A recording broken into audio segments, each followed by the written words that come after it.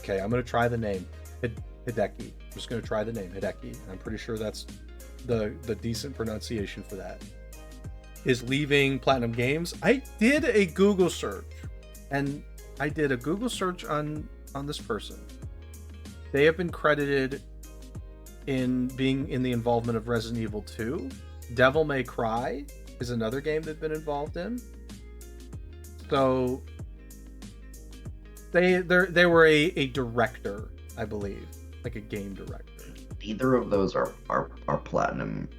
But I'm saying like that's their background. Oh, in the past. I'm saying that's their background. So their background they've been tied to, even though those are not Platinum games, that is like the history of the person. So like they've been around. This is somebody who I imagine was like a game director. And oh yeah, I think I did read the Bayonetta. He was also attributed with the Bayonetta series. Yeah, that sounds right. That he made he's like the creator of Bayonetta, or at least like the game director. Yeah. So it's a big deal. It's a big deal, obviously. So we'll be leaving October 12th, which was 2 days ago. Mm-hmm. I mean, obviously we don't necessarily track everybody that leaves every company, but I mean, we've talked about Platinum Games many times on our podcast. So I know you brought this one in here, but meaningful. I don't know if it's loss is the appropriate word. We're just gonna say loss for Platinum Games. Yeah. Wishing him the best of luck. I don't know if it's this one was actually posted by Blue. Yeah. Originally, but yeah. Anyway. I assume it's just they're like maybe looking for a different opportunity and not like I'm retiring, but whatever it is, they're gonna find the next opportunity. The other day that they were like Hideki Kamiya is starting to do like YouTube streaming or something like that. I don't know. Okay, that's a bold move. Maybe it wasn't the same person. I'm not sure, but I'm pretty sure it was. So. That's a bold move to just go right into content creation, we'll say, from that. But anyway, best of luck. Good luck on that. I mean, you got a good start already. You got some reputation, so best of luck on that. It's an exciting jump. I don't have anything else to say. Me neither. Okay. That was a quick fire one. We got another quick fire one, I think. Horizon Forbidden West complete edition's coming to PC. I don't think there's any surprise there. Horizon Zero Dawn went to PC eventually. Same thing here. No shock. I think it's great. I think it's great that we get these games ported to additional platforms. So that's all I have to say. Good stuff. Yeah, we've talked about it. I think it's great that they do, but at the same time, it's the Sony thing. It's like they'll release a game and then like maybe 2 years, like a year and a half to 2 years later, maybe sometimes a little more than that, they'll port it to PC. Yeah. And they're honestly what they're looking for is the double dip. They want people to buy it on. They want people to buy it on PlayStation when it comes out, and then when they port it to PC, they want people to buy it again. Yeah. On PC, they're looking for people to double dip. And yeah, that's what PlayStation does. Like I guess like from a business perspective, it's smart. From a consumer perspective, it's like, well, could you just like release it on PC when it comes out? Yeah. And I mean, obviously they wouldn't make as much money if they did that, but you know. Yeah. Well, sorry, I'm like cracking open a coffee.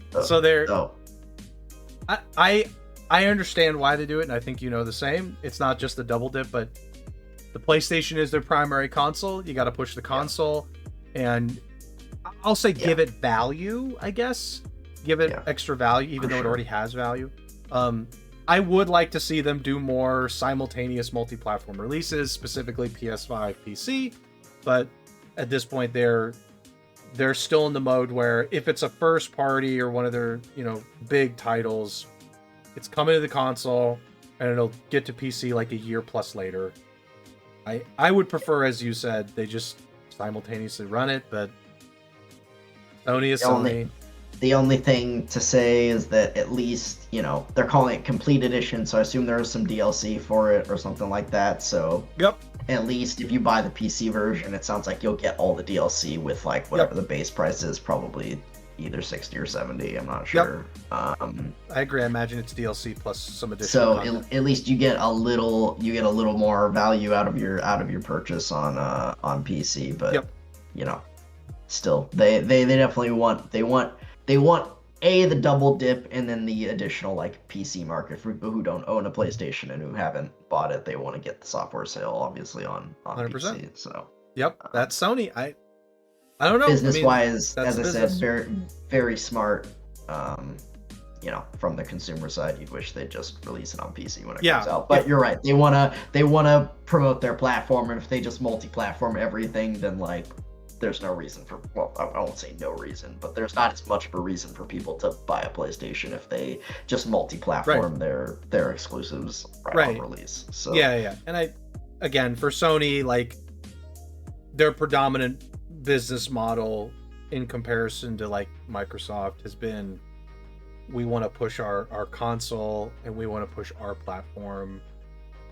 Microsoft pushes Game Pass out the wazoo. That's what they push. But Sony pushes their platform.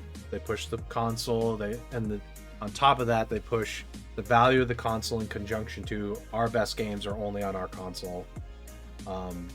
Whereas Microsoft's like, fuck it, play it on PC if you want. We don't care. Just like check out Game Pass, obviously.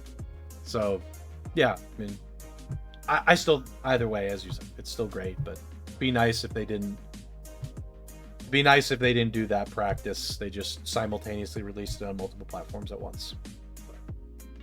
Sony. Anything else? Nope. Okay, next. I have to be honest with you, Spoon. I saw this one, and you want to know what my first thought was? What the fuck is Hyenas? Can you explain what Hyenas is, please? I don't know what this is. Not. Yes, but not really. I know that it was I don't know if it's a hero shooter, but some sort of first-person shooter that was being developed by Creative Assembly, which is the company that primarily makes Total War. Mm-hmm. They're known for the Total War series, and for some reason they decided they wanted to make a shooter, or maybe someone told them to make a shooter. I don't know, but they were working on a shooter, and from what I heard, people in the Total War community were like, "Why the fuck is CA making a shooter? We just make Total War." And then they canceled it. And then they canceled it, and project it was just like before release, cancel. They did apparently have like a beta. I was reading this article, and there was mention of they ran a beta at some point. So while Creative Assembly had previously indicated Hyenas was not free to play, Sega's mention of final adjustments to the business model suggest this might have changed. So we'll build, I'm just skipping ahead because we'll build on the foundation with our closed beta test beginning August 31st. So they must have had this closed beta test. They had this test, and after the test, they probably were like, hey, we're not getting a great player base. We're spending a lot of money on this project in comparison with the player base we're seeing in a closed beta. But it's a closed beta, so you limit that. But maybe there was some other metric they might have been tracking where in the closed beta they're like, hey, people are only playing this for an hour and then they just never play again. They must have been tracking something else. People aren't liking this very much. People aren't. It's not resonating. There's no retention. There's no player retention. Yeah. So this is not a project that we think is going to be feasible because we'd have to like maybe delay it. We don't have the funds to delay it. I also don't. Maybe this was something where Sony's like, we need somebody to make like this kind of game. I don't know why you'd tab Creative Assembly for that. But yeah. Anyway, my only thing is, I had no stake in the game for this game because I had no idea what it was until I saw this.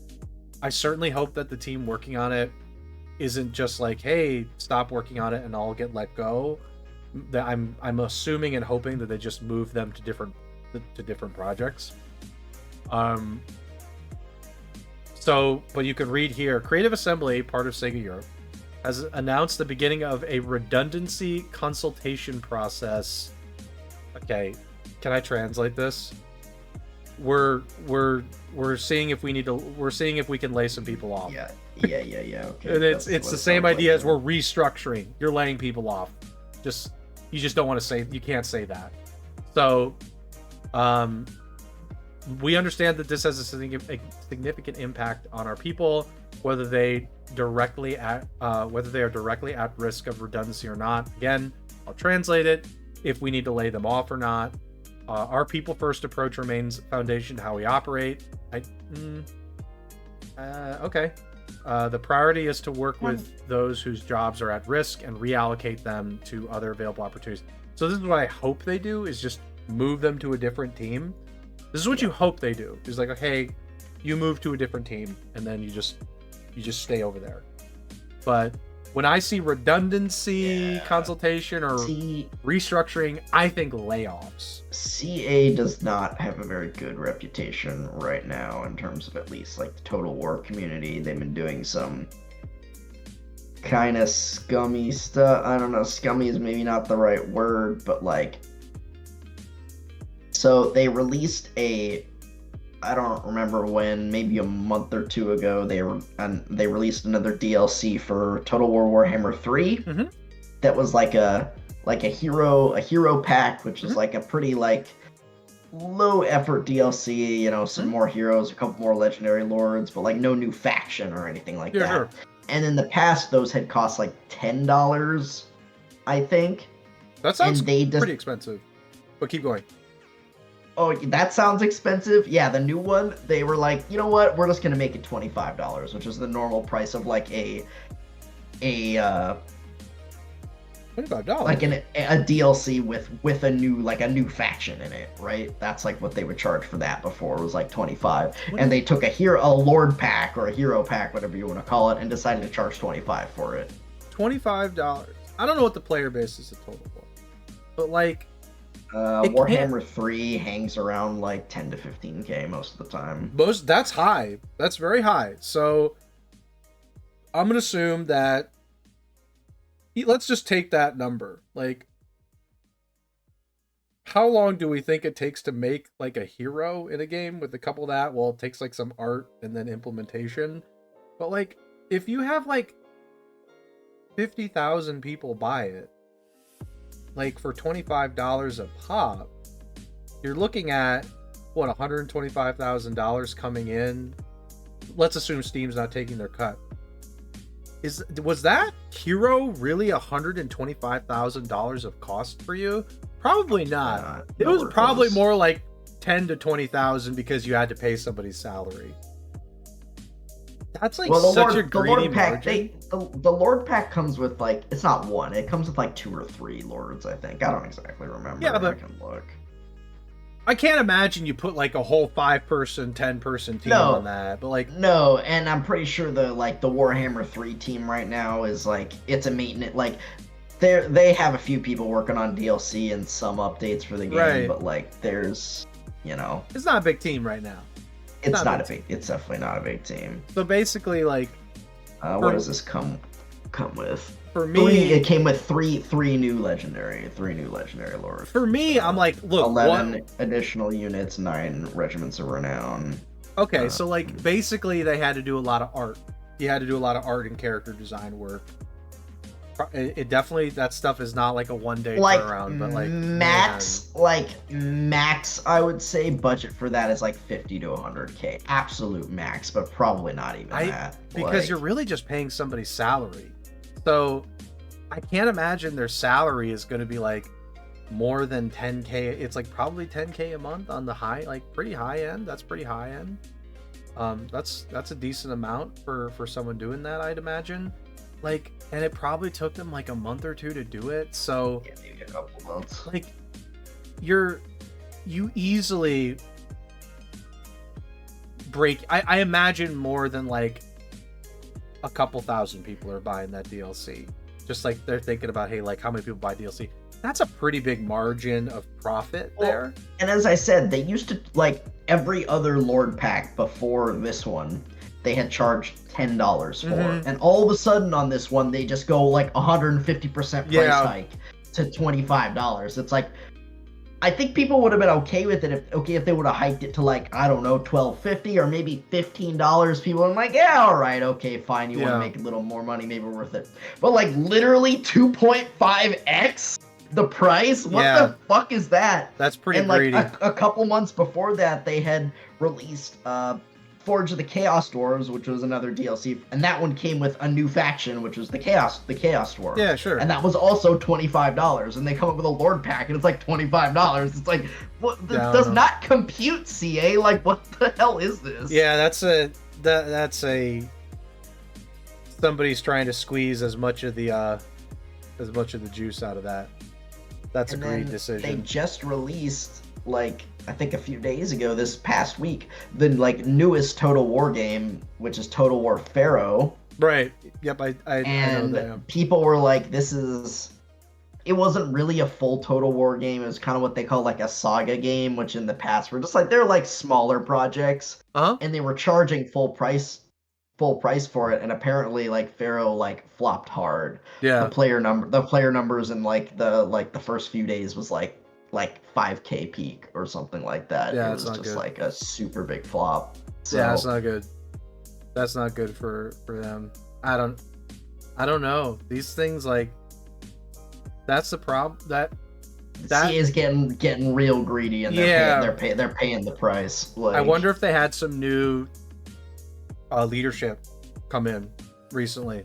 Wonder if in the last like year or two they had some new leadership come in, or Sega had some change in leadership and the people who directly communicate with the studio, and they're like, okay guys, previous leadership mandated this, we need to pump up the numbers and we need you guys to cut costs, so figure it out.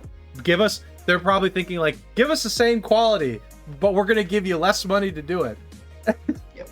It could have been that, and that's the reason why you get this. Make more money. And that's how you get this stuff. Is like, oh yeah, no, you have to cut costs but make more money, and you're like, what? What? Explain that to me.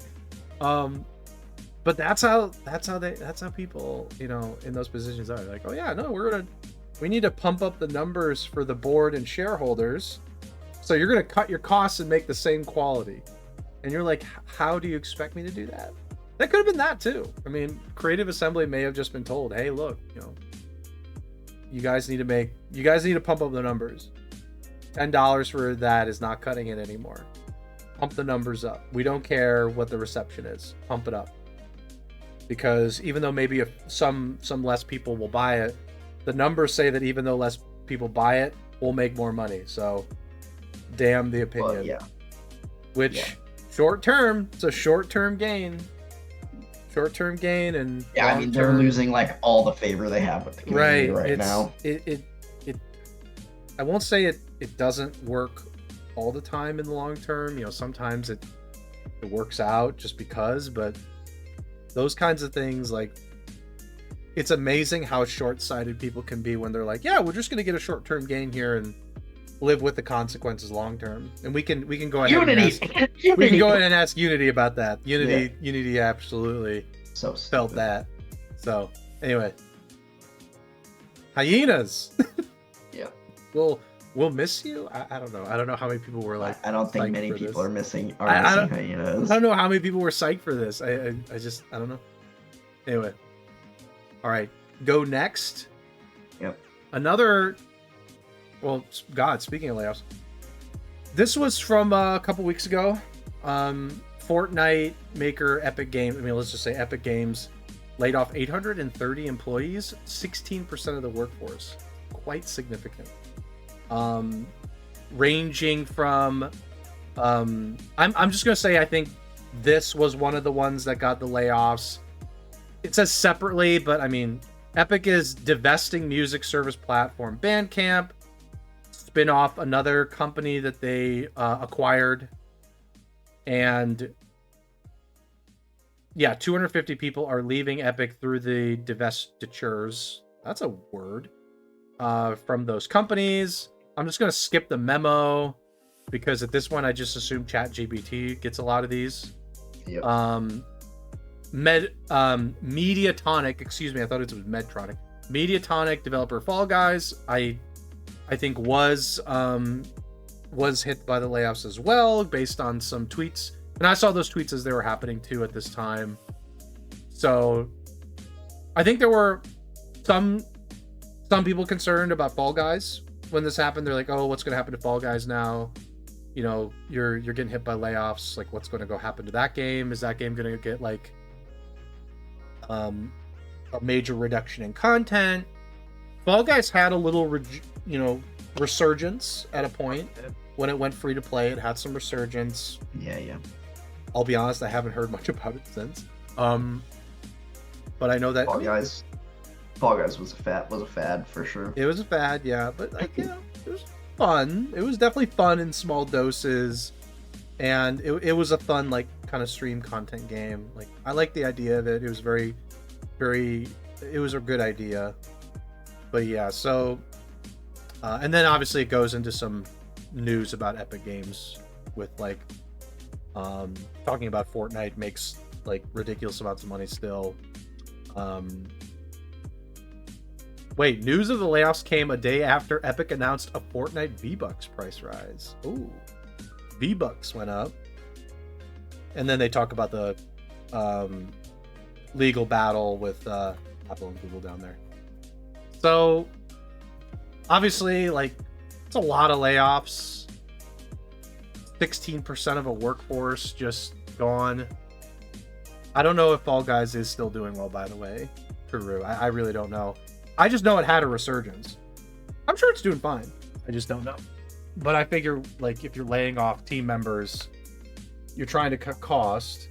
So my thought is, okay, well, if you're trying to cut costs, you're probably going to cut your content as well a little bit.